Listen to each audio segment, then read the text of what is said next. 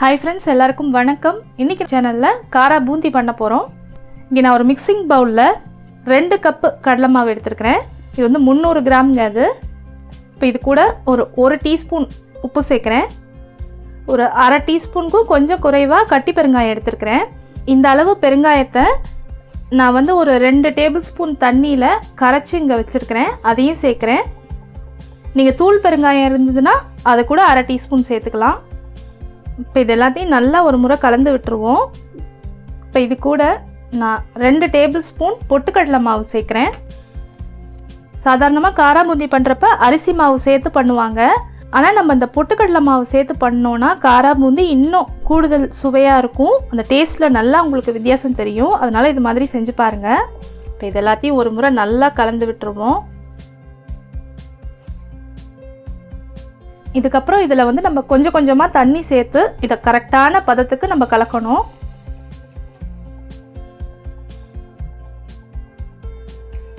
இப்போ இதை வந்து நல்லா கட்டி எதுவுமே இல்லாத மாதிரி கலந்தாச்சு. மாவு வந்து ரொம்ப திக்காக இருந்ததுன்னா நம்மளோட காரா பூந்தி வந்து பின்னாடி இந்த வால் மாதிரி வந்துடும்.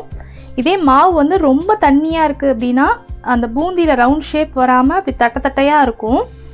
அதனால் தண்ணி சேர்க்குறப்ப ரொம்ப கவனமாக சேர்க்கணும். இப்போ நான் இங்கே பார்த்தீங்கன்னா ஒரு 1.5 கப் அளவு தண்ணி சேர்த்து தான் அதை கலந்துருக்கேன். இவ்வளோ தான் தண்ணி தேவைப்படும்னு இல்லை. நம்ம கலக்கிறப்ப அதை பொறுமையாக நிதானமாக சேர்த்து கலந்தோன்னா மாவு கரெக்டான பதத்துக்கு வரும்.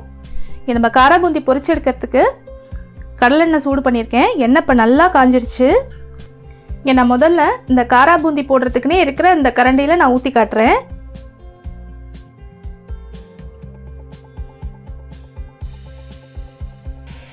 பாருங்கள், பூந்தி எல்லாம் அழகாக ரவுண்ட் ஷேப்பில் நல்லா விழுந்திருக்கு. நல்லா இந்த மாதிரி கலந்து விட்டோன்னா நம்மளோட பூந்தி வந்து நல்லா ஈவனாக ஒரே கலரில் இருக்கும்.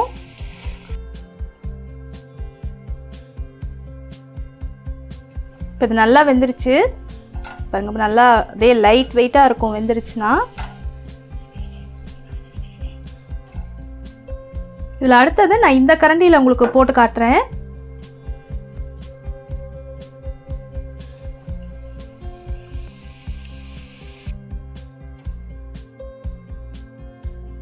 இதுலேயும் பாருங்கள், பூந்தி அழகாக ரவுண்டாக வந்திருக்கு. இப்போ இது நல்லா அந்த பொரியறதெல்லாம் அடங்கிருச்சு பாருங்கள். இந்த சமயத்தில் நம்ம எடுத்துட வேண்டியதுதான்.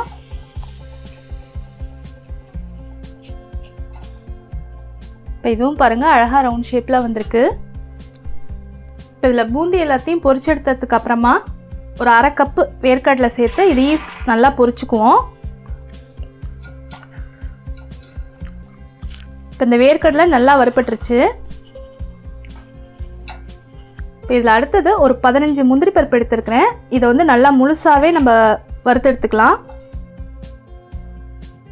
முந்திரி பருப்பும் நல்லா வறுபட்டுருச்சு. இது வந்து ஒரு 15 பல் பூண்டு, கொஞ்சம் சின்ன சின்ன பல் பூண்டு தான் அது.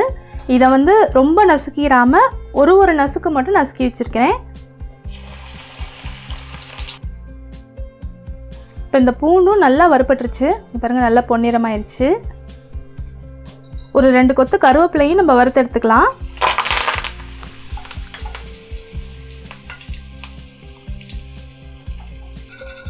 இதுவும் நல்லா முறுமுறுப்பாயிடுச்சு. நம்ம பொரிச்செடுத்தது எல்லாத்தையும் இந்த பவுலில் எடுத்துருக்கிறேன். ஒரே பவுலில் இருக்குது. இப்போ இதில் ஒரு டீஸ்பூன் மிளகாய்த்தூள், 1/4 டீஸ்பூன் உப்பு சேர்க்குறேன். உப்பு வந்து நம்ம கலந்து பார்த்துட்டு பத்தலைன்னா திரும்ப சேர்த்துக்கலாம்.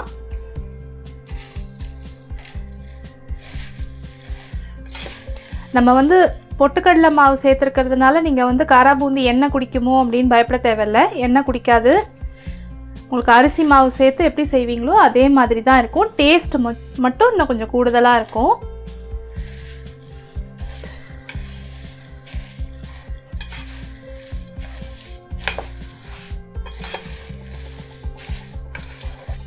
இப்போ இதில் வந்து உப்பு கொஞ்சம் பத்தாத மாதிரி தெரியுது. அதனால் இன்னொரு 1/4 டீஸ்பூன் சேர்க்குறேன். இப்போ மொத்தமாக பார்த்திங்கன்னா நம்ம அரை டீஸ்பூன் உப்பு இதுக்கு சேர்த்துருக்குறோம்.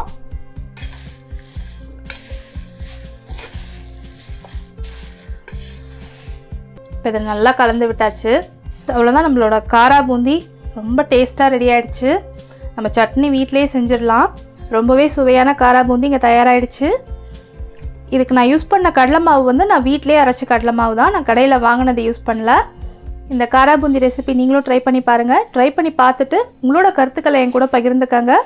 சேனலை மறக்காமல் சப்ஸ்கிரைப், லைக், ஷேர் பண்ணுங்கள். நன்றி.